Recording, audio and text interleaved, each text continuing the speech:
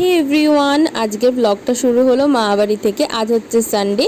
ওদিকে দেখো দাদু একটু জায়গাটা ঠিক করছিল, ওখানে মামা বাইক রাখবে, তাই জায়গাটা একটু উঁচু নিচু হয়ে গেছিলো। তো ভাইয়ের ডিমান্ডে একটু দুধ চা করে নিলাম, সেটা টোস্ট দিয়ে খেতে তো খুবই ভালো লাগে, তো খেয়ে দিয়ে নিলাম।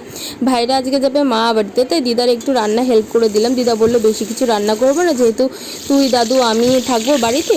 তো এখানে পটল ভাজা আর হচ্ছে করে নিলাম আলু ভাজা, আর গাটির তরকারি দিদা করবে বলছিল। আমি বললাম না, তুমি ডালই করো। দিদা তারপর ডাল টাল করে ওদিকে দিদা পুজো দিয়ে দিতে চলে গেল, আর আমি একটু বিছনাটা ভালো মতন করে গুছিয়ে নিচ্ছি, কারণ আজকে হচ্ছে মেহেন্দি ক্লাসের হচ্ছে ফার্স্ট ডেও না, সেকেন্ড ডে বলতে পারো। তো আসবে, ওকে আমি আরেকবার একটু কোনটা ভালো মতন করে শিখিয়ে দিচ্ছিলাম।